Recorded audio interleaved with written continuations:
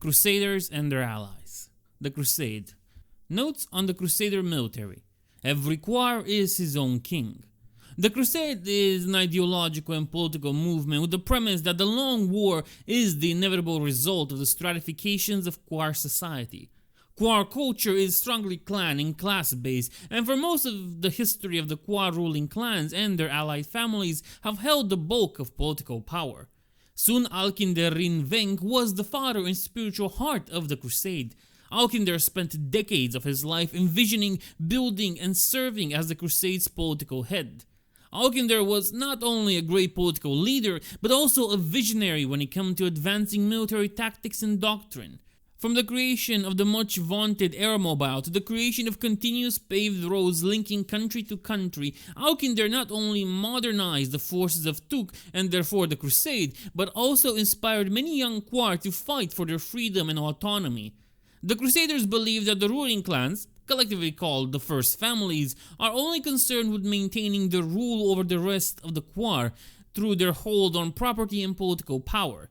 Since total war would result in too much destruction of valuable city-states, wars must be, according to the First Families, consist of long and protracted sieges to minimize damage to property despite the cost of lives in the lower clans. Even if a First Family loses a battle or war, they stand a good chance to regain their losses through alliances and treaties at some point in the future. Therefore, there is no reason to engage in scorch-out wars. The Crusaders believe that unless the First Families are stripped of their power, they will have no reason to change the current state of affairs, and the long war will continue indefinitely. The Crusaders believe that the only way to end the long war is to eliminate the political power of the First Families and rebuild Quar political life. At this point, military force is the only thing that will dislodge the First Families from their control. This leads to what Crusaders call the Grim Paradox. They have intensified the long war to bring it to an end. The Crusader army is legendary for its military success, much of which is due to its high degree of standardization. Alkinder's reformation of the Turkish army in 1750 modernized the Crusader army in every aspect, from tactics to fundamental strategies to logistical operations and equipment. Though the Crusader army includes riflers of many nations, they all follow the Crusader plan. Infantry use squad and selection level tactics under the direction of a skillful and veteran corps of Yodrils and Milwars. Leadership by the NCO is a hallmark of the Crusaders' light infantry. These squads use the long-range and powerful Rishi heavy rifle to fix targets at long distance, and then close to use the semi-automatic Bogen combat rifle in the assault. Portable machine guns are often detached to individual sections, giving commanders a valuable support weapon at the ready. The light infantry also makes extensive use of the new anti-tractor torpedoes, and every Crusader NCO is eagerly awaiting their units to adopt these new weapons.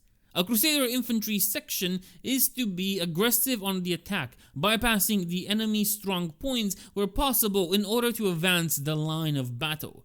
Though the skills and number of its riflers are justifiably famous, much of the success of the Crusader army has come from its tight organization, tables of standards, the powerful commissariat branch, and the heavy emphasis on logistics. The clockwork-like operation of the Crusader army is a result of these mundane operations.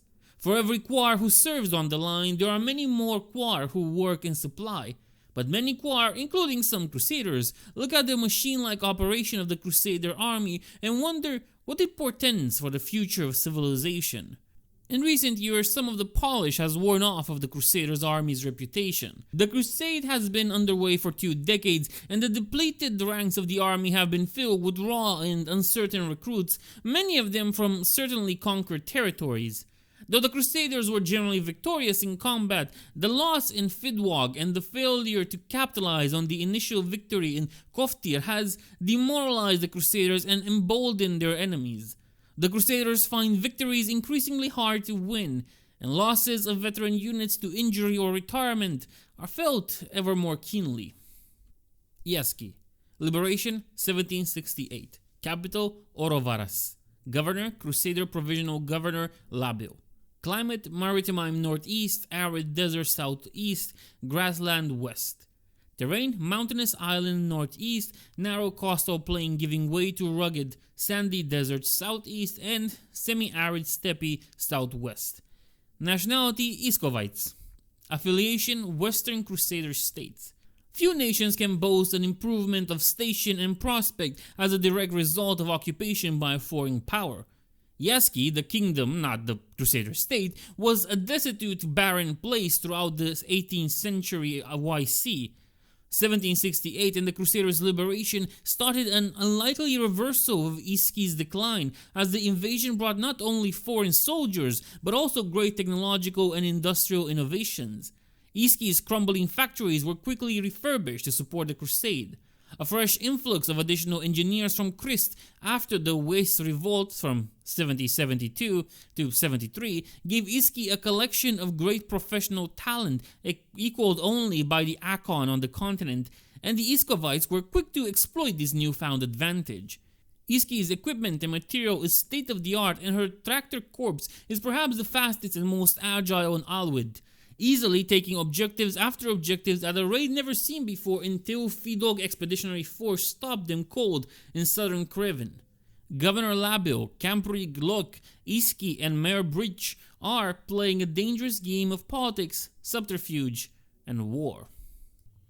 Tulmore. As a nation, Tulmore has only recently appeared on stage as a full-fledged player. For over a century, she was divided and occupied by her neighbors, greedy for her resources and natural wealth. She boasts shoreline on both Lake Morandi and the Werid Ocean, with only a few hundred miles of relatively light terrain separating the two in some places. This allows for easy transit between the two bodies of water, a tactical and mercantile advantage any nation on Alwid would covet. It is no wonder the Koftrians, Merbrichai, and Cresilians conspired to strip Tulmore of her freedom and dominate her for so long. Similarly, it is no wonder the Tulmorese, once given the opportunity to shake off their chains, should do so with gusto.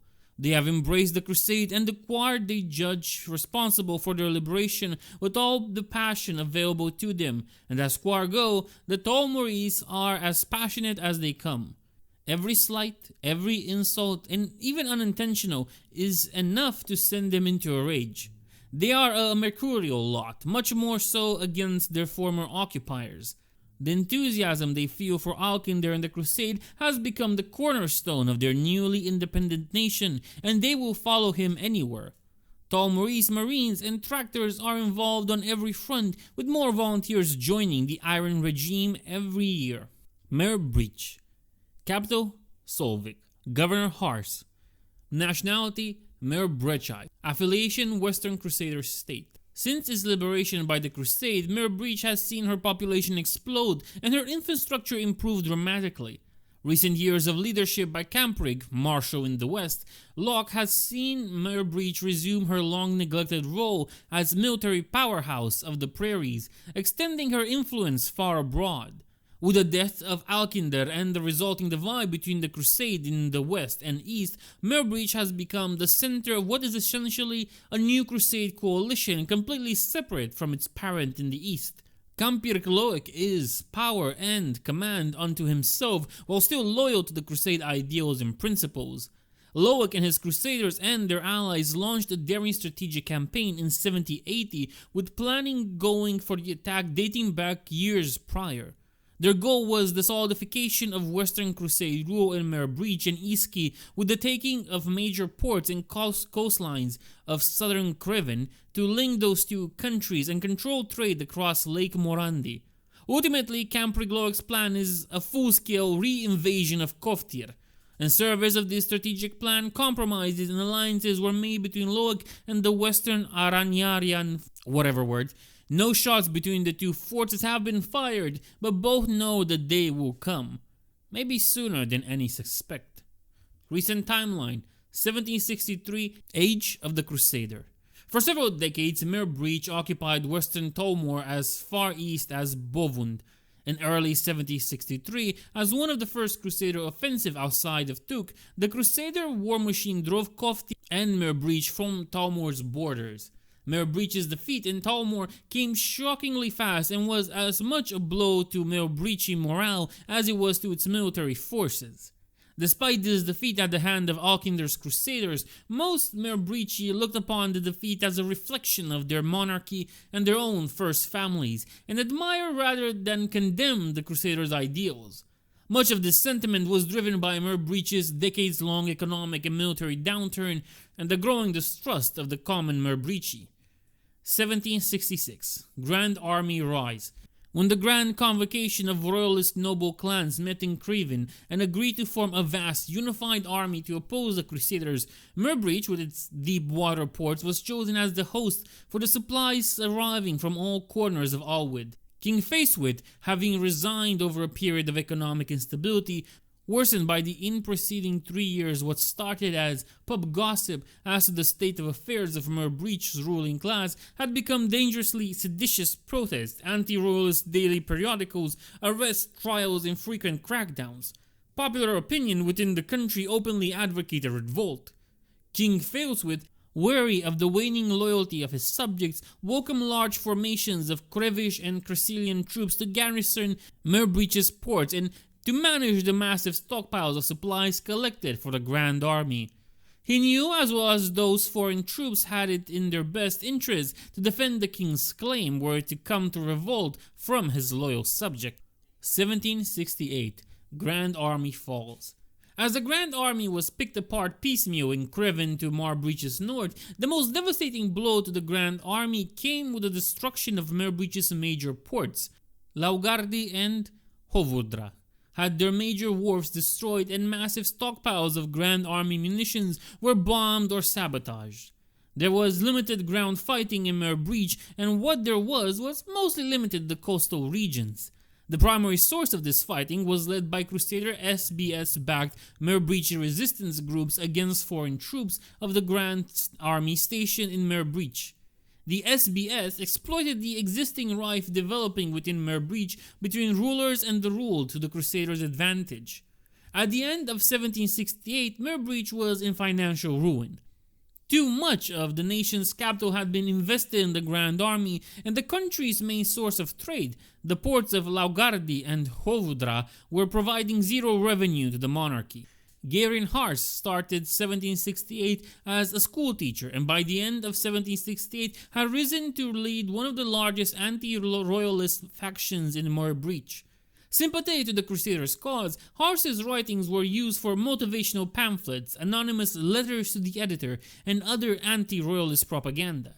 The SBS noted Hars's gift early on and groomed and supported his rise to a leadership position. 1769. Rebellion. As spring dawned in 1769, so too did open rebellion in Murbreach. Most armed conflicts consisted of small skirmishes when there was actual fighting. Early on, the majority of the rebellion was fought in the pubs and papers and on the radio.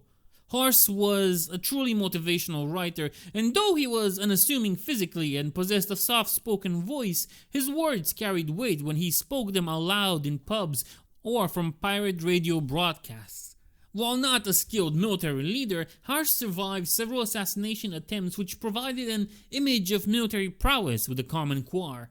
This drew many current and former military officers to his banner, providing the martial experience he lacked. In the fall of 1769, what became known as the War along Canal Way broke out on the 33rd of Hinafet. Hars and his leadership council were not so quietly meeting with local cell leaders in Solvik, the capital and home to the royal residents. Though expressly ordered by the king not to attempt an arrest, overzealous generals organized a daring raid on the warren where Hars was staying. As the armored column surrounded the warren, the news spread throughout the city. Within the hour, thousands of civilians had filled the streets around the siege. As the crowd became increasingly agitated and began to hurl more than insults at the cordon of riflers, Hars exited the warren and climbed on top of one of the government's tractors and began trying to talk both sides down. One royalist general noticed that both the nearly silent crowd and the riflers under his command were swayed by Hars's words. Fearing mutiny, he drew his pistol, aimed at Hars, and fired. Hars was knocked from the tractor and disappeared from sight. He was not fatally wounded, but this was not known to the crowd for at least a day afterwards. The streets erupted in a wild melee that in the end involved tractors and kites, riflers joining the crowds, civilians on both sides, and fighting withdrawal down 22 city blocks down Canal Way over the course of 3 days. As the rebelling forces reached the gates of the royal residence at the end of Canal Way, on the morning of the fourth day, King Felswit escaped in his rigid airship with close family members and only the riches they could carry. By nightfall, any royal courtiers who would not renounce the king were banished from the city and their residence occupied by jubilant revelers. By lunch the next day, a reluctant Hars, limping from a bullet wound and shocked at such a rapid turn of events, Hars was the de facto leader of Mer Breach. Modeling after the Crusade, Hars declared himself governor rather than king, as was royalist tradition for centuries. He then called for the elections at a national level to build a moot to help steer the country's future. 7070. Crusader State. At the outset of 7070, 2 Crusader armies lay along the borders to the north. The ports were invested, and the royal coffers were dry. Mer Breach had avoided the widespread devastation that so many other nations had suffered during the Crusade. However, her financial situation was dire. The SBS agents that had supported Hars's rise to power approached him with a message directly from Alkindar, beseeching Hars to join the Crusade willingly with the promise of upgrading Mer Breach's infrastructure, starting with a rebuilding of her major ports. In return, Mer Breach would become the Crusaders' manufacturing and economic hub in the West. The event of the preceding 2 years had shown the common Quar of Mer Breach that the first families could not and would not take care of them, that the so-called commoners themselves could have power and a say in their daily lives and fortunes. Hars delivered many impassioned speeches emphasizing that his ideals, the ideals that had inspired the nation, were kin to those of Alkindar and the Crusade, that an alliance between the nation and Alkindar's Commonwealth of Nations would be a boon to both. In the summer of 7070, Mer Breach signed the Commonwealth Treaty and officially became a Crusader state. In the winter of 7070, King Felswit was apprehended in Koftir. The king and his immediate family, dressed as farmers with wagons stuffed with Mer Breach's royal jewels, were caught by Crusader forces when the king attempted to bully his way past a security checkpoint. 7073. West Revolt. Sitwin. The Sitwin of 72/73 disrupted many of the traditional trade routes and was generally regarded as one of the worst season of storms seen in many generations. The Sitwin was devastating to national economies, resource stockpiles, and to every family and clan across Alwyd. As the snows melted and the lakes thawed, a full-scale revolt took place in the east. Known as the West Revolt, large sections of Christ, Lower Barrow, and Crisil broke into civil war and insurrections against the Crusader occupiers. Trade was effectively stopped via land routes between nations of the East and West. More importantly, to the Western Crusade HQ was the vital flow of supplies to the Crusader armies in the West was no more. Though repairs of Mer Breach's major ports were not finished, they were opened early to accommodate the armed convoys braving the waters of Lake Morandi to deliver what Quar material from Tuk to Mer Breach that they could. By the end of 7073, even the armed convoys stopped attempting the lake crossing. Crasilia and Fidogor surface fleets and submersibles made short work of any enemy convoys they encountered. Much of the industries of Mer Breach, Iski, and Letirom were turned over to manufacturing Crusader equipment as quickly as those factories could be retooled. Truckers idled outside these factories and traveled straight to the front once loaded, swapping crews at way stations along the way to keep the army's lifeblood flowing south. Crusader Camp Glicasta began purchasing major stockpiles of grain from Krevish farmers and moved it south by Kadir, Faref, and Taru to support the Crusader forces besieging Koftir. Governor Hars, whose strength lay in rhetoric and motivation, not national economies, stepped down as governor in favor of a series of governors more to Camp Glicasta's liking. 7074. Retreat from Koftir. As the Crusader Camp Glicasta ordered a full retreat from Koftir due to lack of fuel, bullets, and chow, great camps were built across Mer Breach to house the retreating army. Mere Breach's own stockpiles and resources were low after the long winter, but the populace turned out to welcome the beleaguered Crusaders as they crossed over the border and marched back into Mere Breach. Over the next several years, many Crusader units, after settling in their great camps, began their own farms where they grew vegetables and raised termites. They traded and bartered with the local Meerbrici and intermarried, and even stronger bonds formed between the populace and the occupying army. The ranks of the Crusader army began to swell as young Meerbrici chose to join the crusade rather than the Meerbrici Tolin Marin military. Meerbrici became a refuge and then home for the Crusader armies. Of note, as the Crusader loss in Koftir became obvious, medically retired Kjartan Loke re-enlisted as Sinro in the Krossgadr. I hate the names in this. 7077, Hars's return. In early 7077, rumors of Alkinder's falling help began to spread throughout the upper echelons of the Crusader command and in the governing bodies of nations across Elwit. The rumors appear substantiated as the father of the crusade disappeared from public for many months at a time. When he was seen, it was quick and with short, prepared remarks only. In the East Tuk, home of the crusade, was nearly in a state of civil war. Most notable to Meerbrici in 7077, as Loek declares himself Camprig in the West, is that Loek convinced Hars to come out of retirement to take on the mantle of chief political advisor to the Western Crusader forces and de facto governor of Meerbrici. Loek attributed much of the fire in his belly to re-enlist to Hars' writings during Meerbrici's darkest time. The two had corresponded via letters during Loek's time as Canerol while stationed in Crevin, and both held the other in high respect and esteem.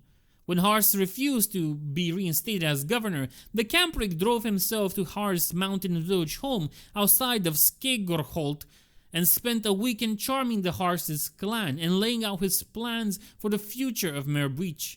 At the conclusion of the weekend, Loek and Hars drove back to the mountain together, and by the following weekend, Hars was fully in charge of Meerbrici affairs once again. 7079, Secret Pacts and the HQ moves to Meerbrici. It is generally believed that sometime in the winter of 78-79, Grigor Raeder of the Arnjarna Nod Fe used the cover of a merchant caravan to meet in secret with the Campring on more than one occasion. During the meeting, Loek, Radar, and Hars worked out their pact to allow Western Ariarna to reclaim ancestral lands within Crevin. In return, Loek required two conditions be met. First, the Western Ariarans were to attack into northwestern Koftir with enough force to draw resources away from Koftir's border with Meerbrici. Second, to progress no further east in Crevin than Abergale, leaving northern Crevin intact and under the Dowager's control. The pact between Meerbrici, Loek, and Radar was only known initially to the Campring, Hars, Radar, and Governor Labil of Iski, and was still considered speculative and unverified until late 7081. In the spring of 7079, Loek then stood in front of the Krevish court and declared Crevin a free state, and that the Crusader military and all political power would be withdrawn from Crevin in 70 days. By the end of the summer, all Crusader forces in Crevin had withdrawn south into Meerbrici, and Crevin was abandoned to her fate. For most of the preceding decade, Meerbrici had remained relatively stable and untouched by direct warfare on a large scale. By this point, the average Meerbrici civilian was intensely loyal to Hars and looked upon Campring Loek as a charismatic and dashing figure. Loek was larger than life, the Crusader rank and file, and the officer corps were desperate for his notice. Loek's actions during his time as Canerol of the Western Rifle Corps, effectively responsible for the well-being of all enlisted Crusaders in the West, had generated intense loyalty among the Riflers, and his name was often invoked along with Alkinder's.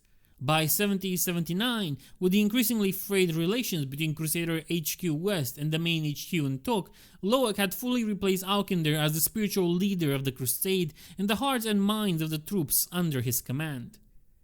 7080, Death and Opportunity.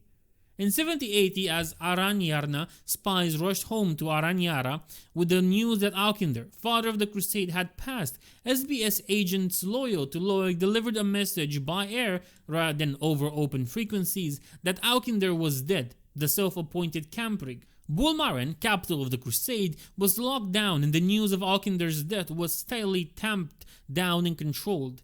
In Turk, two competing factions were split over whom should inherit Alkindar's mantle. One side argued for his eldest son to lead, and the other argued that leadership by blood was the way of the royalists. In late 1780, shots were fired between the two factions, and the crusade in the east shattered and collapsed into civil war. In the west, Camprigh Loic saw the opportunity created by the last of the Crusade HQ's control on the west slip away. This allowed Loic to move the timetable of his grand plan to create a union of free nations. Coded messages were sent to Grigor Rader of the Ariarian Nordfe and Governor Labic in Iski. Setting in motion the plan Loic and Hars first conceptualized in 1777. The pact between Loic and Arianers allowed Ariaran land trains to cross into eastern Mare Breach uncontested and to move them north. These movements were kept quiet by the Mare Breachi as the land trains staged on Creven's borders. On the 6th of Pirafen, 6 months before the date originally agreed upon, the Ariarians and Loic, the Ariarians crossed simultaneously into Creven from both western Ariania and Mare Breach, catching the Crevish completely by surprise. As the Ariarians carved the path across Creven, the first military phase in Loic's plan to control the west had begun. 1781, Phase 2 and 3. The second phase came on the 1st of Halwyn in 1781 as the Western Ariarians conducted their second massive surprise assault, this time into Koftir. The invasion was as successful and as much of a surprise to the Koftirs as the Ariarian invasion had been to the Crevish the previous year. The Crymaster was caught flat-footed and stunted. A key element of the Camprich's plan was a link between his manufacturing base, Iski, and his power base in Mare Breach. In 1779, with the loss of access to the Crevish port and rail networks, which the Crusade had relied upon for supply, connecting those two had become critical. Since the Crusade's inception, the air above and the waters of Lake Morandi had been patrolled by enemy fleets of every nation, and pirate activity, especially in the air, had been increasing. The Crusade needed the coastal lands of Creven and the vital ports of the Aretinian River to connect Mare Breach and Iski and to strengthen the Western Crusade's position. This task fell to Governor Lambil and the Iscovite military. Phase 3 of the plan involved Iski's new manufactured tractors and the Assis mechanized divisions, which were more wildly successful than Loic or Governor Lambil had predicted.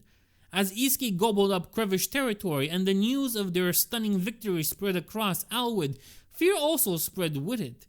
As the continent had begun to take advantage of the near destruction of the Crusade with Alkindar's death, the Crusaders once again introduced a new form of warfare that threatened to start a new arms race.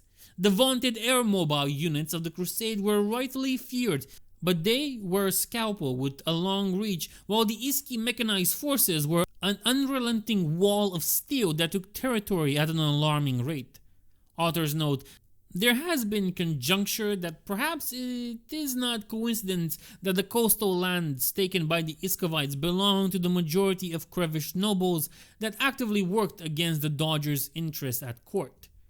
Now, in the late 1760s and early 1770s, at the height of the Crusaders' power, Mare Breach was the keystone of Alkindar's plans for the Western theater.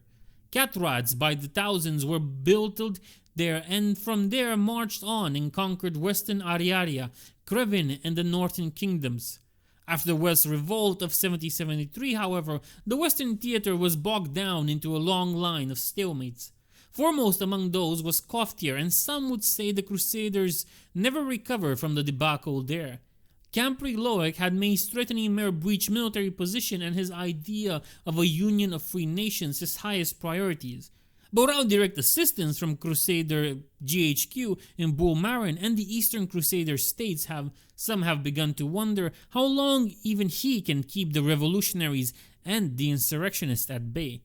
Loic's pact with Western Ariarians holds barely. To the south, the Crusaders and their Mare Breachi allies are once again poised to march into Koftir to confront the wall, while to the north the Camprich's plans lay in near ruins as the Fidok FOD has split Mare Breachi from their Iscovite allies in a move as bold and unexpected as Loic's own pact with the Ariarians. The Ariarians themselves have broken the very same pact. Ardiarna forces have continued east, well past the agreed upon line of advance, while the advantage is still well west of Invivenverta and the Dodger. Loic worries his thinly spread forces may yet need to intercede. War on a scale not seen for a decade looms on the horizon. If you reach this point, please like, comment, and subscribe, and I'll see you in the next one.